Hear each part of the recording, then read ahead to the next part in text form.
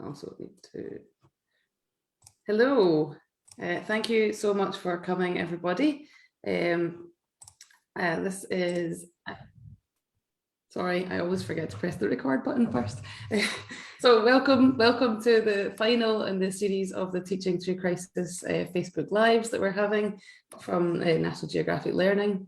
Today I've got Roza Sally, which I'm super excited about.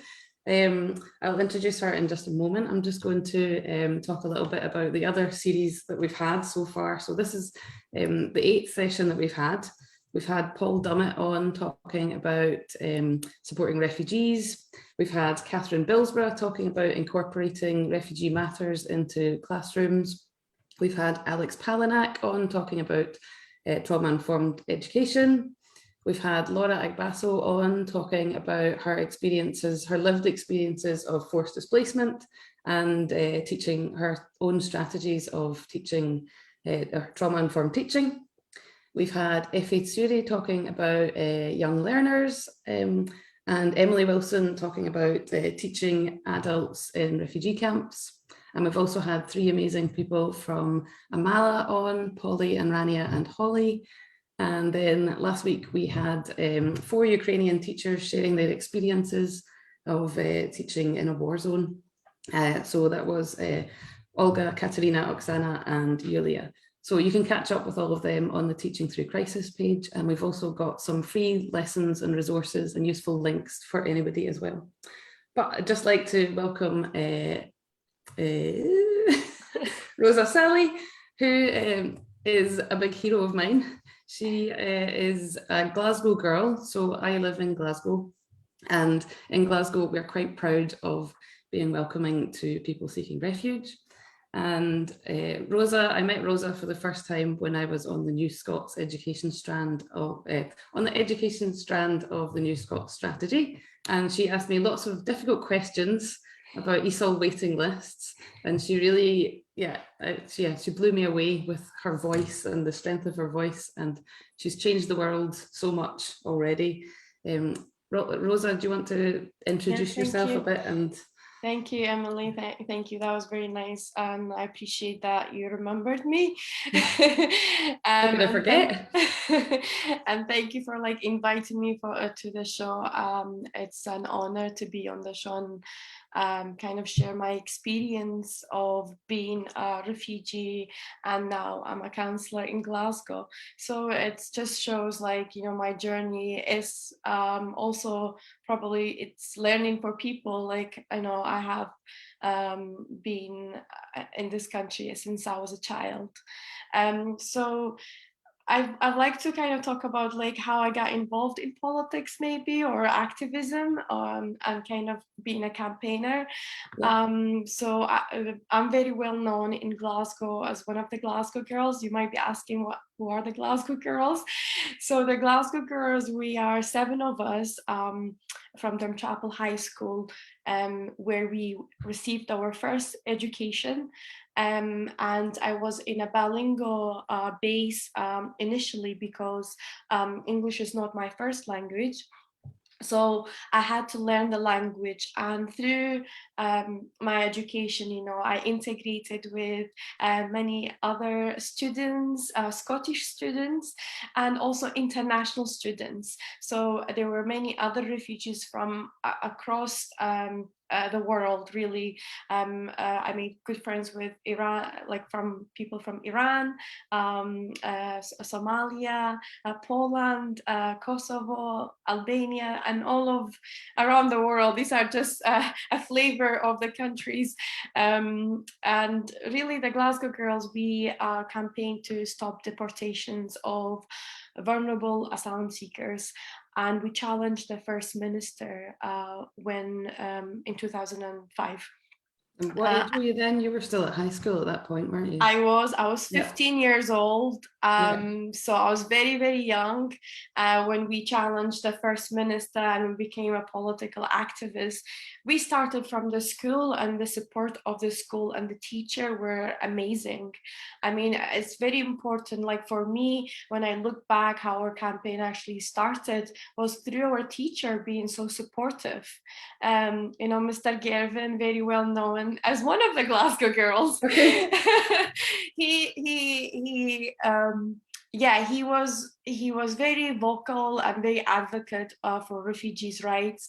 And as children, we looked up to him so much. Like, he cared for us. He was very compassionate and sympathetic to us. So we formed a group, and one of our friends, Agnesa, which was from Kosovo, was downgraded and detained to be deported. So that's how the Glasgow Girls campaign started. We wanted to save our friend Agnesa. So really, we succeeded and we won. And I think we changed refugees' rights for children to benefit from the rights of the UN Convention on the Rights of the Child. And I think that was a success, because previously a child was not receiving these rights under the UN, and the welfare of the child, a child refugee, were not on the agenda. So children were kind of ignored. And so the Glasgow Girls kind of campaign ended child detention in the UK. And our campaign highlighted the pledge of asylum seekers, but also like raising awareness who are refugees, why they're here. And really, that's kind of where the Glasgow Girls campaign started, and we won. There was a musical theatre, a documentary, and a film, as like everything's happened, about the Glasgow Girls campaign. So I think it's all of it like has impacted on people's perspective, the Glasgow Girls still today, I would say, plays a major role in Scotland and probably around the world in welcoming refugees, and has changed just people's perspective on attitude towards refugees. So yeah, it's something that the Glasgow people are really proud of. Well, yes. Yeah, so they're really proud of you and your story, and being there to support refugees as well. Because the dawn raids, the Home Office vans would come and take people away in the middle of the night, wouldn't they? And then I believe the people in your building, was it your building, would stand outside. And in Kingsway Flats. I used to live just in Knightswood Flats, but it's just 2 minutes walk. So there were all the flats next to each other where the asylum seekers were based. So we were a community all together, and we all knew each other, especially the kids. We knew each other from school, so we used to go to each other's houses and kind of become friends. And I think, it's important because, see, when you come to this country as a refugee, you don't have friends and families. So the people that you actually meet makes a huge difference. Like your teacher and your classmates, everyone around you makes a huge difference to you. So I think, in a way, that was a really an early stage mechanism for us to kind of integrate through our friends in school. So yeah, that's kind of, well, the Glasgow Girls, just kind of, we were recognized by awards. We won the Scottish Politician of the Year award in 2005. We received the Young Scots Award, and we also received the Diana Princess of Wales Memorial Award. So we were kind of recognized a bit. And I think we were happy to accept the awards, because we thought it would actually make our campaign like louder, and more people will be aware of our campaign. So I think and it's all we're happy to be recognized. And the films and the documentaries also made a huge impact, because the BBC film won a BAFTA award in Scotland, and I think the drama won the best television drama in 2019. So sorry, not 2015. I think I'm mixing the years. But we won a number of awards, and I think I was happy to attend with the directors and to go along to accept these awards, because I think it's important to highlight the campaign itself in accepting these awards. And we also received cross-party support for our campaign, because it meant they understood that refugees, especially children, needed protection, and that's why our campaign came from children's rights, children refugee rights, that's kind of the Glasgow Girls campaign. It's so impressive. And then you went on, after you did that, you went on to Strathclyde University, and then created a scholarship fund, or you were... So it's a long journey, but I noticed when I was a child that from school to university there was a gap. So people, if you were an asylum seeker child, you weren't allowed to study at university. So there was a barrier. So people, so you kind of were stuck in a limbo. You can study English in college, but then you can study a course which you want to be qualified under. So when I went to Strathclyde University, I wanted to campaign for this, and I became very vocal, as I am. And I think that's something is a good quality to have, because sometimes if you're just quiet and there's something wrong, and you're the only one that noticing this, you should speak up, I think. And I think that's what I have been doing. And when in university, I introduced a proposal, and I said, could we have asylum seeker scholarship in Strathclyde? And Strathclyde did become the first institution to offer it. Was that in the whole of the UK? Yes, in 2013. However, it has been implemented now throughout the UK and through Scottish universities. So as far as I'm aware, other universities now offer asylum seeker scholarships, which opens a huge door and opportunity for many people who like to integrate into our society. So not only did you stop child detention and dawn raids, but you also started the movement for free scholarship places for UK universities. Yes, and actually, Alex Palinak was talking about those scholarships at her own university. So there's a lot of universities that now offer them, which is just brilliant. So well done. Thank you. I think equal access to education is so important. I think it's basic human rights, and sometimes you feel like these basic human rights should be already in place, but then that's activists and the campaigners have to get involved and improve it. But yes, and I think I was just explaining ESOL, I think, is also very important, because when I was a student, English higher was very, very hard, because English is not my first language. So I didn't have the opportunity in fifth year to study ESOL. And then later on, ESOL became a thing. ESOL assessments in Scotland were brought in, wasn't it? Yes, so the ESOL assessments were not introduced yet. And I think that made a huge impact on many asylum seekers, the education, because English higher by its own, like other Scottish people were receiving, was just too hard for us to pass.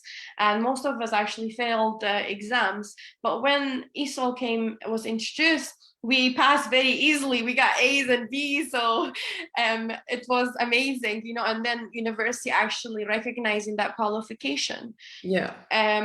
So I think that's made a huge impact on our access to education and university and higher education. And education is so important.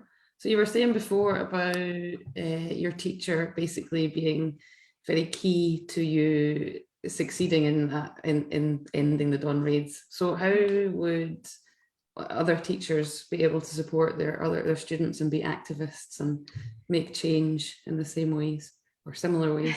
Yeah, I think even small ways. Yeah, I think like being a teacher, you have an important role. A student looks up to you, and especially coming from a refugee background, the role is more important. I was fortunate to have a great teacher. I mean, many teachers are great teachers, but I think to have like a teacher that is very sympathetic and compassionate and understanding where you come from and putting themselves in that kind of position, it's very, very important, because we are very vulnerable. Many refugees have gone through war, and every case is different, of course. But there's trauma and there's experience that a child should not go through, or a refugee should not go through, a human being. And I think it's very hard to even imagine the things that people have gone through in this country where there's democracy. So I think it's just understanding that is very important, but also, like, you know, teaching someone English is hard because they don't know what you're saying exactly. So having that kind of, you know, or drawing skills or art can come into play here, because I think that helped me a lot. When I didn't understand something, Mr. Gavin would have drawn something like, this is what it means. So I think that was very important to me. And how I learned English, you know, I couldn't speak a word of English. So these are the things I would say have maybe, you know, are important for a teacher to know. And, you know, I think also I've learned so much from my teacher. Like, he became a model for me. And he, you know, I wanted to do well and make him proud in a way, like in life, like, you taught me how to speak English, and, you know, I'm gonna try and do everything I can to do well in life. And I don't know, he just became a model for me. And you just respect teachers. I know you don't think that a teacher can impact on your life, but they do so much that you can think of. And, you know, as a child, I went to class, and my teacher was my first contact. Like, everything to me, like, he was my support person. He was the person I used to go to if I needed something. Like, he was my social worker as well. So, you know, you do find that sometimes teachers, like, are, you know, very important. So I would say, like, that's very important. But my advice would be two things that made me who I am today, I think, is learning English to the best ability that I can be, and that came through my teacher. And the second thing I would say is integration. I think integration is very, very important, you know, through school, through the community. And as I said, you know, these are the people that support you through your life.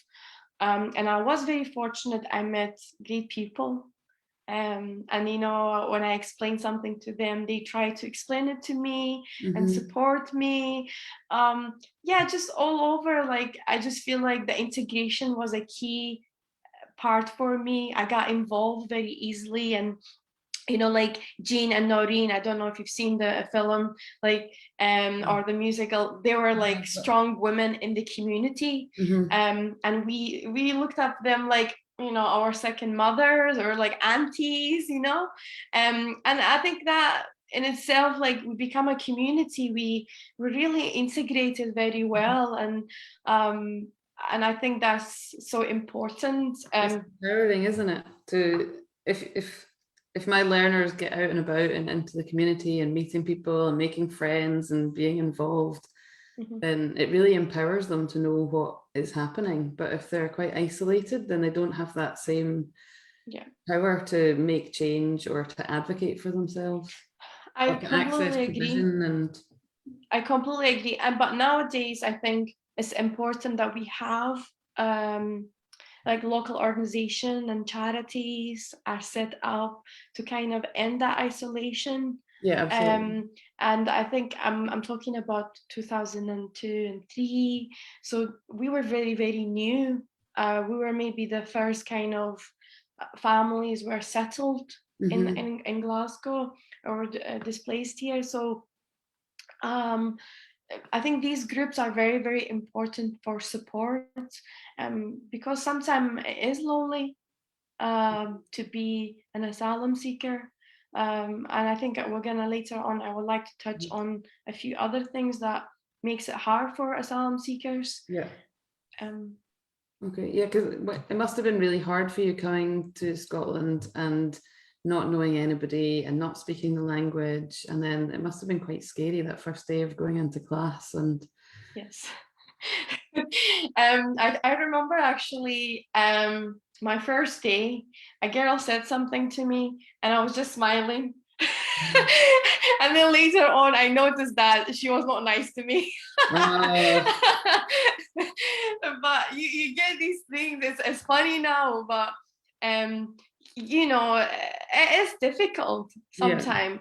You know, in all of walk of life, you meet good people, and sometimes you don't meet so good people as well. yeah. So yeah, well, I've been to quite a lot of, in my time as an ESOL lecturer, I've been to quite a lot of rallies and protests about refugee support and refugee rights. And quite often you're the person holding the loudspeaker. If not you, then somebody from maybe the Scottish Refugee Council or another organisation that's quite local. How do other teachers get involved in that kind of activism? Because I feel like mine's been quite passive in a way. Like I'll turn up at rallies, I'll maybe sign some petitions. If it's really bad, I'll write to my MP. But is there anything else? Like I feel like I've not quite changed the world in the same way you have. So yeah, I mean, I think you have, Emily, and I think for everybody who are like watching us, signing a piece of paper and writing to your MP about how asylum seekers are being treated is very important. And don't overestimate it because underestimate it. And I think it's very important and it has its own impact, and you're supporting them through that letter or that signature. But I think also it's important to be outside, also be an activist, be on a megaphone. It's hard. It's hard because sometimes you get tired and you're like, you know, you feel sometimes lonely. But see, when you see the support, you know, I see you, Emily, coming along to a demonstration or process. It's so important. You know, it builds that kind of enthusiasm. It builds your confidence in the campaign, and you're like, you know, other people believe in me. I'm doing the right thing. I'm trying to bring about positive change. And currently people are suffering because of this. And you're the one that is supporting that person. It's so important. So like, yeah, I think all together people are making a difference. It's not just one person. And you know, activism, because I've been involved in campaigning and activism since I was a child. So I have a great experience but I think that the most important thing is that you're not alone and you have people behind you. And so everybody that comes along to a demonstration and protest makes a huge impact. Because if you're in a protest, there's like 5 people. It's sad. But if you have 100 people or 200, it makes a huge impact. People asking what's going on. And you know, it highlights the issue on a major scale. And that is very important. My advice would be, if you want to get involved in a charity or a group of like a pressure group, locally. You can search on them and see who's actually doing something to make a difference, and getting involved in these charities or organization, I think is crucial. And if you say, oh no, I don't think I'm gonna make a huge impact, I won't get involved, I think that's the wrong direction. And you are making an impact by joining and supporting that group. You are making a huge difference to someone's life, and you're making a difference. Just making a small change, small steps for small changes. Small steps that makes a huge difference. Exactly. One small step can turn into many, can't it? It is. And trust me, I know that's what happens when you make a big change happen. Is always is it one step, a small step, and then it becomes a big win. Yeah. It kind of builds momentum as well, doesn't it? I suppose. Definitely. Yeah. And I guess there's a lot going on in social media as well. Things like sharing things on social media with that. I think sharing is great. Now social media has become a big thing. So if you're very into social media, that can change so much, like Twitter and Facebook. And nowadays, I think more people look at it. They wake up in the morning and they just check what is their news feed. And really, if you're talking about something that you really believe strongly about and you want to make a difference, that person in the morning will be reading this. Social media has become a huge thing, and nowadays all media or newspapers also publish everything in social media to try to bring their audience back to their newspapers. So good. So I've been thinking a lot about how, if I was in charge of migration policy and refugees, I think I would just open all the borders and let everybody in. But I know that in a realistic world, that's not quite right, or not really possible. Really, no, not right. Yes, but maybe not possible. What would your idea of an ideal world be in terms of refugee matters and refugee rights? Yeah, I mean, having no borders would be ideal for me too, Emily, to be honest with you. You have free movement and everybody just move about, and, we have less restrictions and less laws. And but unfortunately, we know that, the rich people in the States probably would not allow this happening. But in my ideal world, where it's very basic, to be honest with you, I would want to ask for refugees to have basic human rights. We're not asking for much. And as an advocate, convention on that, they would be following the UN Convention on. And the UN Convention can become into a lot of questions, though, and I would like to highlight a few things here. I think, and we're talking about basic human rights, we're saying, right to work, access to education, suitable accommodation, no detentions, no to moving asylum seekers to offshores, rights for families to be reunited. These are all important, and there's so many others. We're just asking for basic human rights. And I think in Europe, we're trying to do something in relation to asylum seekers' rights. So there is a law, say, for example, in relation to right to work. Within 9 months in Europe, you're supposed to be given, well, I think it's happening, especially in Germany. I know people who've reported back, this is happening, and you read news. So people are given right to work in Germany after 9 months. But in the UK, you are not you're not allowed to work in this country. So you cannot contribute to our society. And I think they give you right to work in the UK, but it's a shortest occupation list, which is unlikely for asylum seekers to get the job. So for example, you have to get really highly skilled jobs is advertised on that list. And then being a chef, for example, that still needs qualification. So many asylum seekers still have not got there, so they have to get qualification then to get that. So most of the lower skills, like being a carer, things like that, it's not given as an opportunity. So there's, I think there's a lot of exploitation of workers, asylum seeker workers, because they don't have access to legitimate employment. And I think this is an issue right now for many, many people. And it's basically the state is enforcing destitution on asylum seekers. So many have been isolated, many have mental health issues, are depressed, and some have actually committed suicide because of the roughness of their lifestyle. And this is all been brought by immigration, hostile immigration policies.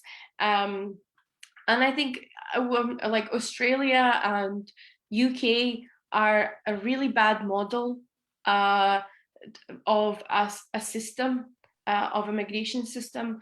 If we, as an advocate, I would like to create a fair system is based on dignity and respect, where people actually get equal opportunities, where people are treated like people.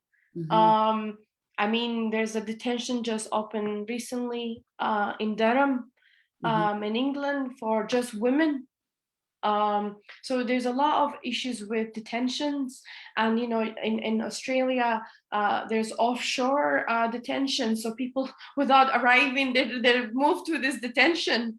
But also the model of Australia, like having a temporary visa, as an issue of itself as well, for asylum seekers, because they can be reunited with their families. There are a lot of issues with those visas as well in Australia, and people have to wait 3-4 years under this visa requirement, which does not allow you to travel. Basically, it just gives you the right to work in the country. So it's actually not giving you right status. You're not equal to other Australian citizens. So I could talk about the immigration system and how it can be better, maybe a long time. But coming to kind of overlooking, like just recently, I think on Monday, there was a visa now has been released for students. So students who are like very top in 50 universities can apply to come to the UK and work for 3-4 years, and after that they can get employment opportunities later on and switch from that visa. However, the universities are on it as USA, some of the European countries, so it's not actually to the world. So there's a lot of differentiation it's made, which university actually can apply under the scheme. So and also, like, what's the name of that scheme, sorry? I think it's what's it called? I think it's called a visa scheme, student visa scheme for graduates from top 50 universities, non-UK. Okay. So this is basically, you can work for 2-3 years and switch over to another visa, but the universities are only recognizing certain universities, like Japan, I think was in Germany, and I think Singapore, like the Asian countries. That's the only countries that, like, outside Europe. So say, for example, the Middle East, if you have a really smart student, from, I don't know, Iran or Iraq, they can apply to this scheme. So it really discriminates if you're actually saying, I want to be, looked up to this country, and, for top people to apply to work, to come and work in my country and use their skills, qualified. But then you look at it, they're not eligible to apply. So there's a lot of discrimination, I would say, I think, against some countries. And then you see sometimes things have been made very easy for certain like visas. Like people can apply much easier to come to this country and claim asylum or refugee. But then for other countries, it's difficult. It's more difficult and more rigid and more like basically non-existent. And I think this has been criticized by many. I mean, it has been criticized by some NGOs, saying why there's a differentiation between this country and that country. So in total, it has a lot of issues. Immigration is not a hot topic, I would say, but it is a hot topic, but it's very complicated. It's very complex. But I think there is a better way of doing it. So we're basically aiming for being fair, human rights and inclusion, really. That's all we're asking for. Yes, and I mean, through this bill, I'm sure you're aware of the new borders bill that's just come through, making sure that there's longer imprisonment for asylum seekers. So you could be in prison for over 4 years for claiming asylum. There's things like if you arrive in this country by boat, then you will be taken to offshore to Rwanda. Make sure, like these are actually written in the legislation. And if you save someone coming by boat, then you get life in prison. Oh yes, and I think it's 14 years or 15 years or something like that. And you're classified as a smuggler. It's crazy. So you're thinking like, we're actually not improving our immigration system. We're going backward. And as a campaigner and activist, I feel very angry and sad. I'm sad because I don't see us moving forward. And I feel like they're not listening. They're not listening to see what is the needs. And, you know, if you want it to be, a better country. That's kind of my kind of perspective to most of the things in relation to immigration. I think I kind of touched on things that I wanted to say. Good.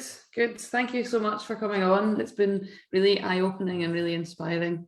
I feel like I'm going to feel more like I'm making a difference when I sign petitions now, I think.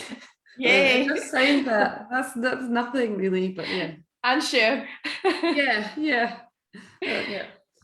Okay. Thanks so much for coming on. Thank you for having me, and thanks for making, I can share my views with you. So thank you very much for this opportunity. Keep changing the world, making it a better place.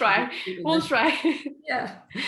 Okay, thank you everybody for watching, and this is the final in the series. There's going to be more exciting things happening on the Teaching Through Crisis website. The link will be in the comments, where you can find all the resources and free teaching materials and all the other previous sessions that we've had in the series.